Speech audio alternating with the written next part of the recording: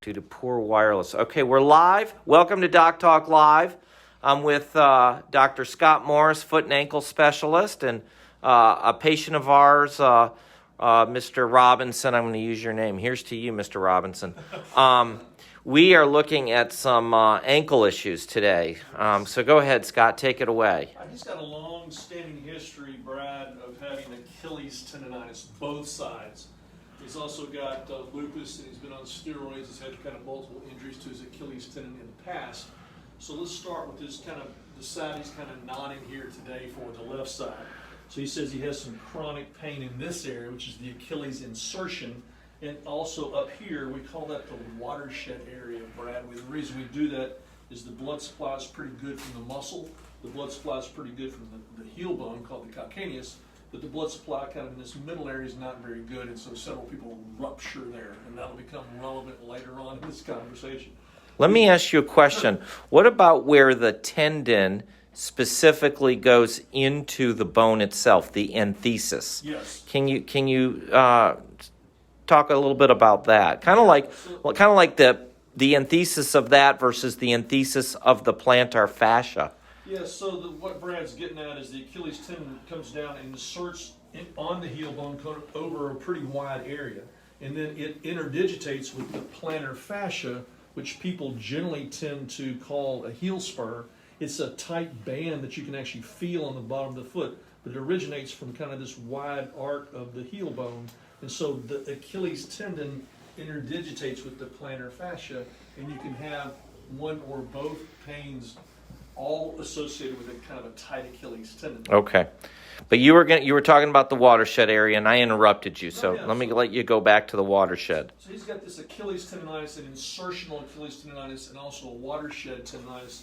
So you can tell. So the way we test that then is, why do you hurt? So when I straighten his knee, because the Achilles tendon is made of the gastroc muscle, which originates above the knee, and the soleus below the knee, and they both join to form the Achilles tendon, and then insert down here. But so when you're measuring this muscle, you have to really straighten the knee.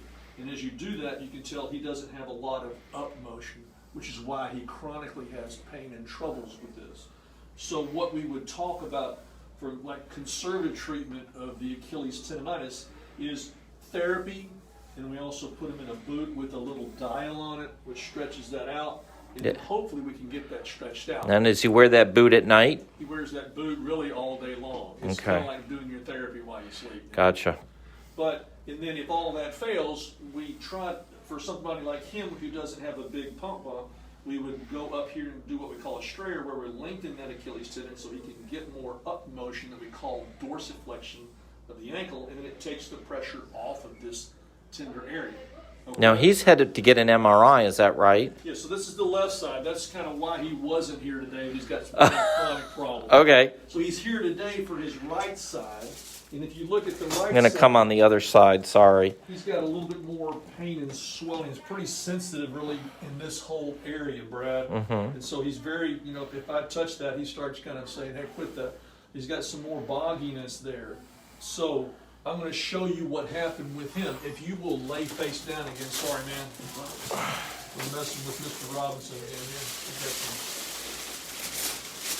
Is this a Thompson Test? This is, yes. So let's talk about his normal left side. Let's see if I can. If you squeeze his calf, you got this? Do it again. Squeeze it again. Squeeze his calf. You see how his foot, Yep. what we call plantar flexes or moves down. Right.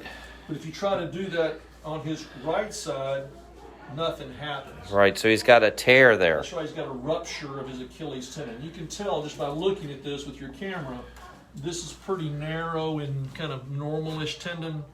This you can tell he's got a lot of swelling and it's not normal and not well defined there. So he's got a right Achilles rupture. Okay. And so that's why he needs the MRI. That's right. So he's getting an MRI and probably will confirm our diagnosis. And then you have to start talking about what the treatment for this is. And for him, with his history of steroid use and his lupus, oral steroid use. Yes. Oral steroid. So now we don't always treat these with surgery. There's been more and more literature to say you can treat these conservatively, and somebody like him who's a little bit higher risk of doing surgery, we would tend to treat him non-operatively with a lot of therapy and booting. Higher risk because of healing, I would. Healing, because it's not a great area of healing because the blood flow to that area is not very good. Okay. What about somebody like me who's the model?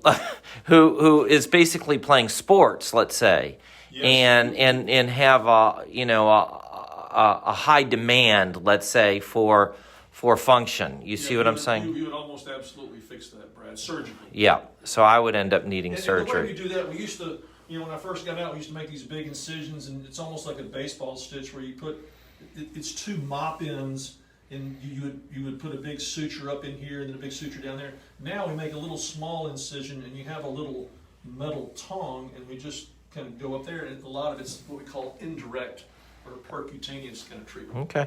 Well, listen, Scott Morris, thank you for doing that. Scott is a foot and ankle specialist. People might watch this on a replay, so writing your questions. Thank you. I'm going to finish there. Thanks, Scott. Sure. Thanks, Mr. Robinson. Thanks, Mr. Robinson.